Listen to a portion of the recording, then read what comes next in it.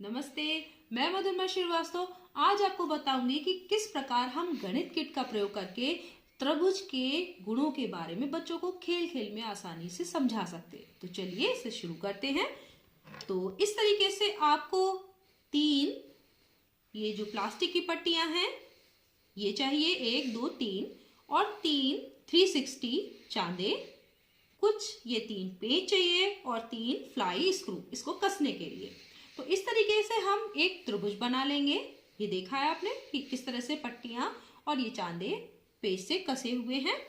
अब जो त्रिभुज का पहला गुण है कि त्रिभुज के तीनों अंतः कोणों का योग 180 डिग्री होता है। बच्चों को सबसे पहले वो समझाएंगे। तो उसके लिए हम एक पेपर पे इस तरीके की एक सारणी बना लेंगे जिसमें कि क्रम संख्या कोण 1, कोण 2, कोण 3, यानी ये जो अंतः 3 कोण है, या अगर ये हम 1 मान लें, ये 2 है, ये 3 है, तो इन तीनों अंतः कोणों की माप इससे करवाएंगे और इस सारणी में भरेंगे।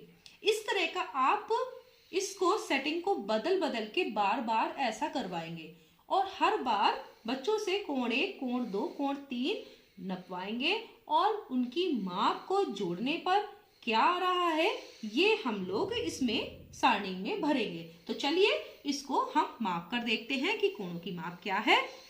तो यहां पर देखिए ये कोण 1, अब आप देखिए इसमें कि ये दिख रहा है, ये देखिए जो चांदे की ये लाइन है और जो ये स्केल की लाइन है ये एक दूसरे के ऊपर ढकी हुई है। तो अब इसके बाद यहाँ पर देखिए कि ये कोण कितने का बन रहा है, ये 65 का बन रहा है। कोण 1 65। तो हम यहाँ पर लिख लेंगे सारणी में इस तरीके से कोण का माप भरेंगे 65 डिग्री। ठीक है, तो ये हो गया हमारा पहला कोण। फिर अगर हम कोण 2 की माप करें तो यहाँ पर देखिए ये कितना आ रहा है, ये देखिए लाइन पर लाइन है, जो स्केल की लाइन है उस पर ही हमारी चांदे की लाइन है और 0 से 180 वाली। और उसके बाद हम यहाँ देखें तो यहाँ 54 डिग्री है, ये देखिए ये 54 डिग्री आ रहा है। तो अब हम कोण 2 की माप सारणी में 54 डिग्री भर देंगे इस तरीके से। तो ये 2 कोण हमने माप लिए हैं। अब हम तीसरा कोण मापेंगे। तो तीसरे कोण की माप क्या है, यहाँ पर देखिए कि ये जो लाइन पर लाइन है, ये देख रहे हैं चांदे की लाइन पर स्केल की लाइन है और यहाँ तक देखिए तो ये आ रहा है 61 डिग्री। ये देखिए 61 डिग्री आपको दिख रहा होगा यहाँ पर।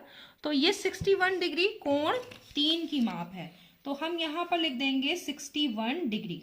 अब क्या करेंगे, इसको रख के ये तीनों कोणों की माप को ऐड कर देंगे, 65 डिग्री, 54 डिग्री और 61 डिग्री। तो ये कितना हो गया, 180 डिग्री। ठीक है, तो हमारा ये 180 डिग्री आ गया कि त्रिभुज के तीनों अंतः कोणों की माप कितनी होती है, 180 डिग्री। तो ये आपने पहला प्रगुण जो त्रिभुज का होता है ये आपने बच्चों को दिखा दिया।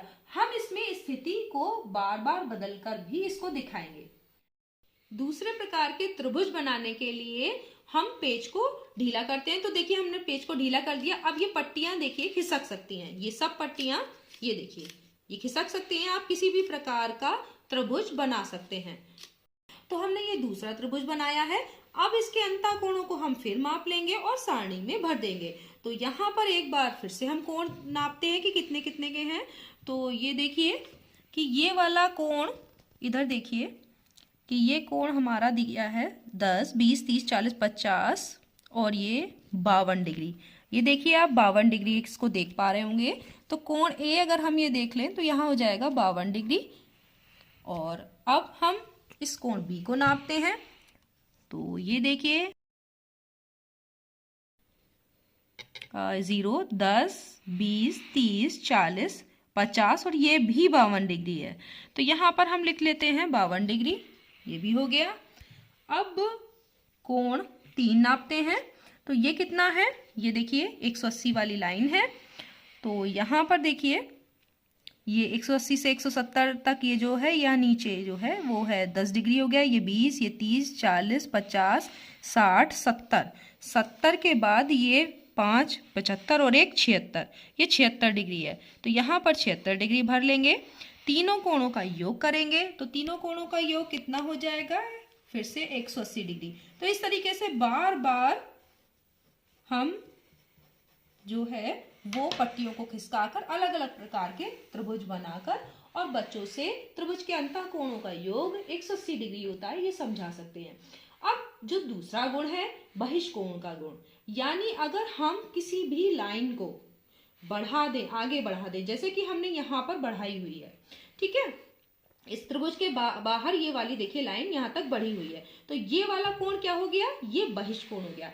इस लाइन से इस लाइन तक देखिए ये वाली जो लाइन है ये हमने लाइन बढ़ाई हुई है, यहां से यहां तक ये लाइन बढ़ी है, तो कोण कौन सा बहिष्कोण होगा, जो ये वाला यहां इस पट्टी की ये वाली लाइन से इस पट्टी की इस लाइन तक ये कोण। तो अब हम इसे नाप लेते हैं कि जो बहिष्कोण है वो कितने का है। तो बहिष्कोण यहाँ 0 से देखिए 0, 10, 20, 30, 40, 50, 60, 70, 80 और ये 90 और ये 100। 100 के बाद कितना है 104। देखिए ये 104 डिग्री है, यहाँ पर देखिए ये 104 डिग्री है, तो हम बहिष्कोण की माप लिख लेंगे 104 डिग्री। तो हमने यहाँ पर सारणी में 104 डिग्री माप भर दी।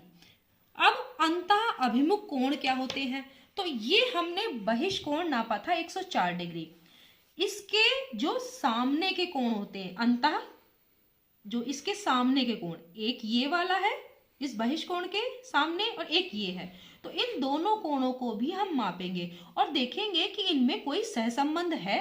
तो चलिए इसको मापते हैं। हम इसे पहले भी माप चुके हैं जब अभी हमने किया था, फिर से एक बार देख लेते हैं कि ये कोण कितने का है।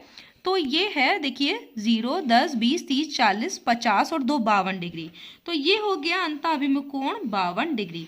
अब इसके बाद इस बहिष्कोण का दूसरा अंतः अभिमुख कोण कौन सा, ये वाला, तो इसको भी नाप लेते हैं। तो ये भी देखिए 0, 10, 20, 30, 40, 50, 50 के बाद ये भी 52 डिग्री है, इसे पहले भी हम माप चुके हैं, तो ये दोनों 52 डिग्री हो गए।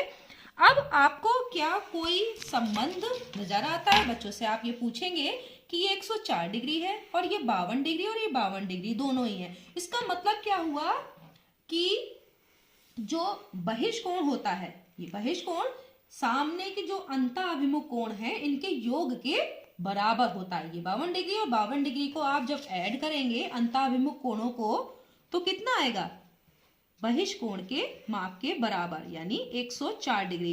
इस तरीके से भी आप अलग अलग तरफ से ये लाइन बढ़ाकर हम यहाँ भी बहिष्कोण दिखा सकते हैं। इसके सामने के कौन कौन से कोण होंगे, ये वाला और ये वाला। तो इस तरीके से इस गुण को भी बता सकते हैं कि एक तो त्रिभुज के अंतः कोणों का तीनों अंतः कोणों का योग 180 डिग्री होता है, दूसरा बहिष्कोण सामने के अंतः अभिमुख कोणों के योग के बराबर होता है।